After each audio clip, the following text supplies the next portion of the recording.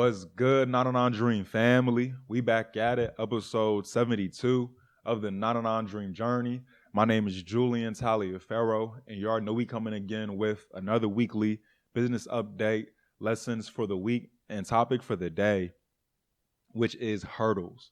So to bring in this 70-second episode, I'm going to begin with the quote of this week, and it goes, "The message can be good, but if you don't have somebody to mold you after the message, then you're missing half the pie." This is a quote from the Honorable Minister Louis Farrakhan. And I think it's about just making sure that we get everything, making sure that we don't leave anything on the table. We may go someplace, go somewhere, and we hear something amazing, right? That perks our interest, that gets us to start thinking, but we have to follow that up. There has to then be continual guidance over whatever we heard, and that is usually in the form of a mentor. So we have to make sure we have one. And again, the quote goes, "The message can be good, but if you don't have somebody to mold you after the message, then you are missing half the pie." From the Honorable Minister Louis Farrakhan. Now I can get to my business update. So things have been going good. I want to give a recap of the last Saturday session. So not this Saturday, but last Saturday. And it was on Startup Legal. So everything legal. We were able to have a Q&A session with David Jones, who is a lawyer and the founder of DJ Law. He was able to give us a breakdown of just so many different topics. And like I said, it was a Q&A session. So all the founders, we were able to ask whatever we had top of mind. But I want to go through 4 points to highlight which I felt were important, and that could serve as somewhat of a recap of the session. So number 1 is making sure that we have contracts in place with everyone we talk with, whether it's contracts to make sure that people can't steal information, making sure that we limit our liability, or making sure that we can have ownership of whatever we're building. So contracts in place with everyone, whether that's bringing a contractor in for hire, right, to perform a service, whether that's contracts with people we need financially, lawyers, things like that, even contracts in place with the user.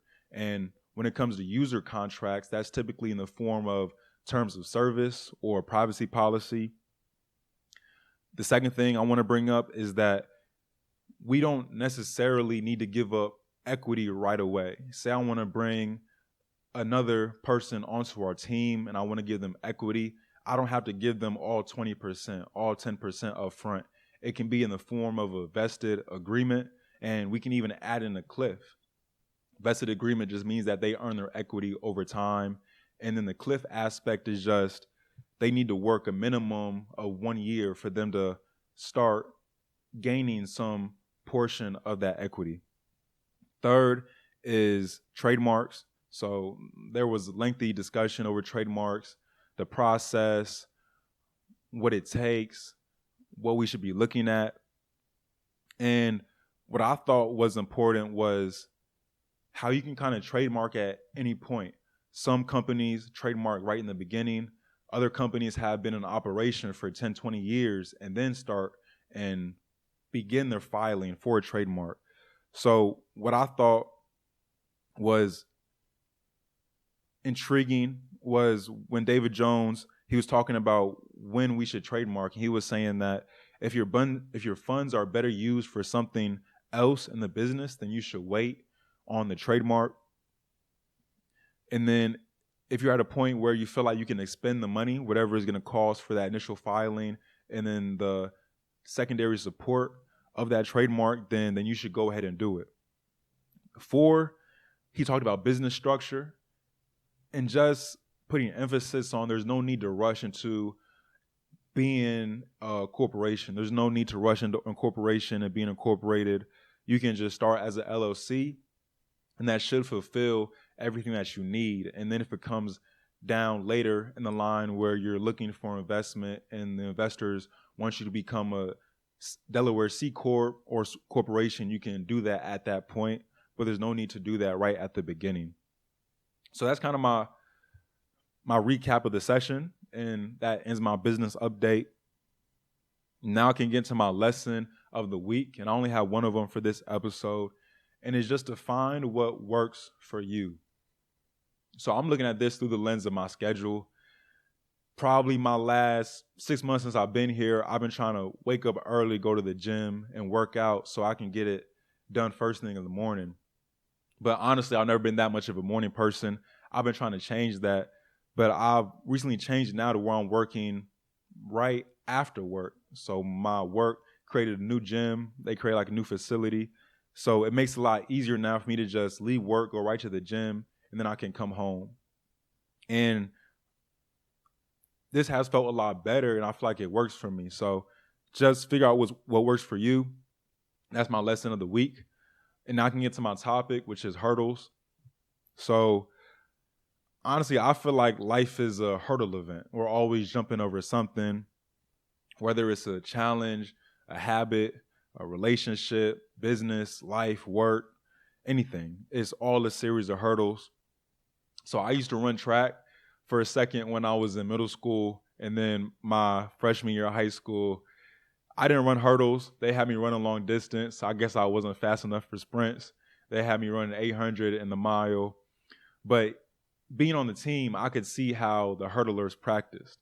And to get better at hurdles, basically they had to do hurdles, right? And I feel like the same goes for adversity. If you want to get better at adversity, you have to go through adversity. That's simple. But in that, there's two key focuses. If you want to do hurdles, you don't just sign up for the event and then try to go out there and run and jump over all that stuff. There's progressions. So there's two focuses, like I said. One is progressions. The other is a critical emphasis on form. And progression is just when you progress in the movement. So for hurdles, it may just start with jumping exercises, no hurdles in sight.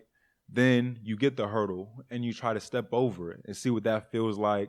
The next progression is going a little bit faster and bouncing over the hurdle while you step over it. Then you try to jump over just one. Then you jump over two and then three, and you progress through your movement and work through your progressions. The second aspect is the emphasis on form, and there's no excuse for it. Your main priority is form, and it's the utmost important. So same goes for adversity, right? No need to just start with the biggest problem you could ever face. Start with a small problem and then work through that, go through a bigger problem and then work through that. And then when you're going through adversity, make sure that you keep your form. And your form would just be staying steady. Make sure that you stay calm. You don't become rushed. You don't become flustered. And making sure that you can just handle it. That's my topic, hurdles, because we're always going to be jumping over something. But in that adversity, make sure that we keep our form and we work through our progressions. So next steps for me are just continue work on the startup. And all right, let's get it, y'all. Going to achieve y'all 99 dream. And it's 99 dream because you are going to achieve your dream. And it will be 100%, but nothing is perfect. So you're going to achieve 99% of that.